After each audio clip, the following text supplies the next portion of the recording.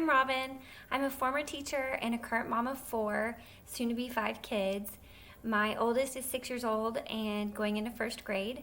My second oldest is 5 years old, just turned 5, and is going into kindergarten. I'm jumping on here and doing another video as school is just beginning to talk about minimizing interruptions in your school day and helping your school day go smoother as we all go on this school at home journey. So, a lot of times as a teacher, we hear the phrase classroom routines and procedures. And what classroom routines and procedures refer to are things like, what do I do when I first get into the classroom? What's the first thing I work on? What if I don't have a pencil? What if I was tardy coming into class? What if I need to go to the bathroom? What if I was absent yesterday? All of these questions, if you're a teacher in a classroom, you want to be prepared for, to have routines and procedures to teach your students so that your day goes smoother and you can focus more on the actual academics that you're getting to in your learning time. Now in the home, a lot of those things don't always apply, but there are still things that we can think about, we can anticipate, and help our day run more smoothly with less disruptions. So let's talk about things to anticipate. One of the first ones is snacks and drinks. Like I said, I have a 6-year-old and a 5-year-old. I have a toddler and a baby, a 16-month-old baby. My toddler is 2.5. So we have the potential for a lot of interruptions and disruptions in our school day. I've also learned that school is kind of like swimming. My kids go swimming and they come out and they're very hungry. Same thing. My kids start their schoolwork, they get through some tough tasks, and they suddenly realize they are very hungry. So about 45 minutes in, I tried to schedule in maybe after our math meeting, like our math lesson for the day, I schedule in a little snack time where that's just a bowl of goldfish or animal crackers, something they can munch on and continue to keep working. I found that I can get a little more focus out of them during that time if they have something to munch on after that first 45 minutes or so. And then drinks, definitely have drinks ready to go on the side. I actually don't keep drinks on the table because of my little ones. I don't want it spilled all on the schoolwork. But I do have drinks nearby on the side for when they need to stop and grab a drink and we have snack. So the first thing is anticipating snacks and drinks in your school time, especially that mid-morning time. The next one is to anticipate household chores and needs and work these into your schedule.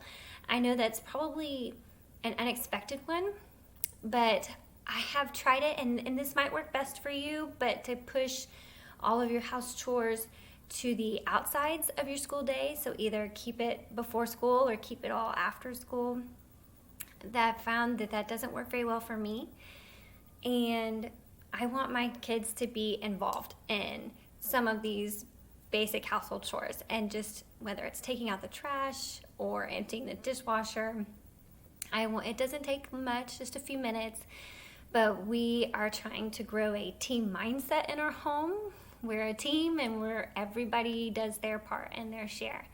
And so rather than leave it all for mom at the end of the day, we're all gonna help do this throughout our day.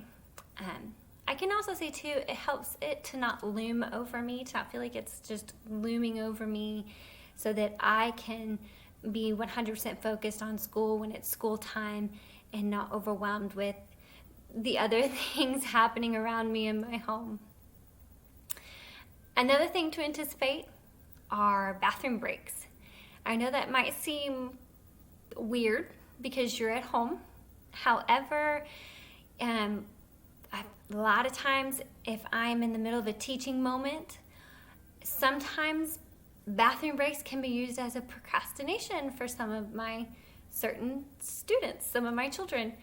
And by adopting a policy of you go to the bathroom before we start our lesson and you wait until our teaching time is over and we go to the bathroom between lessons, In my classroom, I had this as well, where you were not allowed to go to the bathroom unless it was a true emergency during a lesson. My teaching moments really only lasted about 15 to 20 minutes.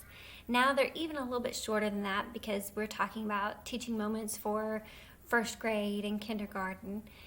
And it helps me truly differentiate between what is a bathroom emergency and what is a bathroom procrastination of schoolwork.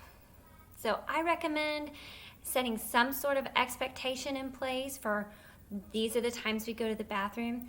Otherwise, it's not always fun to be at the very end of your math page, almost done, and then have your child decide they need to go to the bathroom, and then they get lost on their way back from the bathroom because that happens. My 6-year-old is very good at saying, "I'm sorry, Mom, I just got distracted."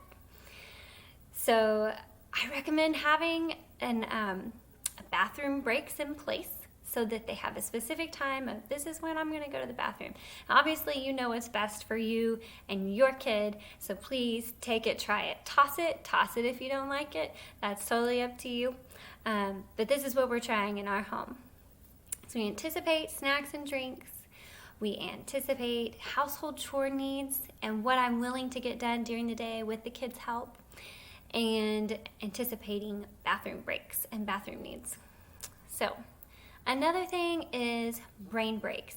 Now, brain breaks could be a whole conversation just in and of themselves. However, I did want to mention here that when you are approaching a subject that you know is going to be challenging for your child, it is sometimes good to take a brain break right before that, or even split it into two and have a brain break in the middle. A lot of times that will help them relax and reset and not feel overwhelmed by a task or a school challenge that they may be dreading. What I utilize for that brain break, it's not a time to go and watch TV in our home. It is a time to go outside, to take a walk, or to do something with their hands, such as Play-Doh or lacing or coloring to help relax. So I wanted to throw that in there as well and start kind of anticipating and working around what you know is the struggle subject for your kid. So snacks, drinks, household chores, bathroom breaks, brain breaks, and then sibling interruptions. So like I said, we have the potential for a lot of interruptions in our home, and I really feel like there's two routes you can take with sibling interruptions. One is, are you going to have something planned and prepared for them to join in with you when you're working on your table time lessons? Or is it going to be one of those days where you have to say, Mommy's teaching right now, you need to wait?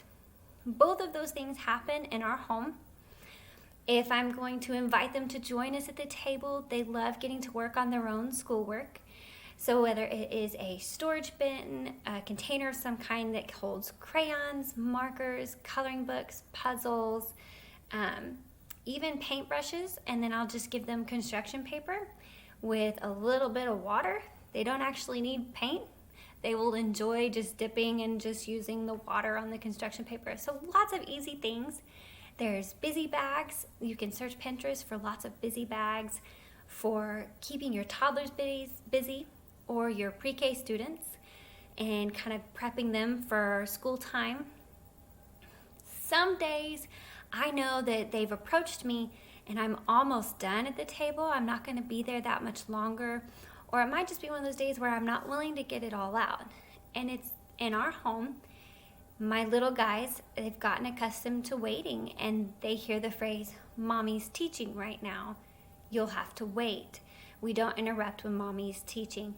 And so obviously there's a situation where I know I've got maybe about 5-8 minutes, maybe 10 minutes left, and I'm confident that they can safely wait and they'll be okay. The two moments where I utilize that a lot are teaching moments and reading aloud. I definitely want my little guys to understand that when Mommy's reading aloud or having a one-on-one teaching moment with an older sibling, that is not the time to interrupt.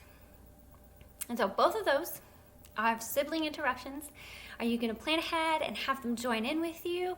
Or are you going to adopt the expectation and kind of that policy of mommy's teaching, you're going to have to wait just a minute? And both of those are okay too, I feel like. The last thing to help your day go smooth is definitely have your supplies organized and ready to go.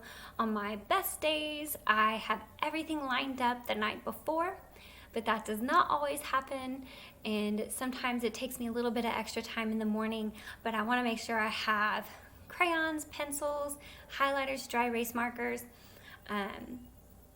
my dry erase board, tissues to erase with, our basket of math meeting materials, calendar, weather, money, all of those things, and I keep them all in one place so that I can get them out and have all my supplies ready to go.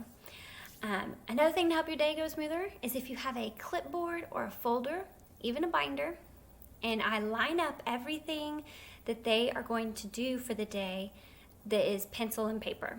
So a math worksheet, a phonics worksheet, a cursive handwriting worksheet, and I order that in order of the way I intend for them to complete it for the day, of how we're going to go about it. And so that is lined up ready to go on their clipboard. Yes, so I hope that I've given you some things to think about ahead of time as you're starting your school year and you're planning to have smooth, wonderful school at home days. And if you've enjoyed this video, if you found something you like, awesome. I would love to hear about it. Take it, try it, toss it, do whatever you like, and message me. Let me know how it goes. And subscribe, and I will make a couple more videos on all sorts of other fun stuff to talk about. Thanks for watching.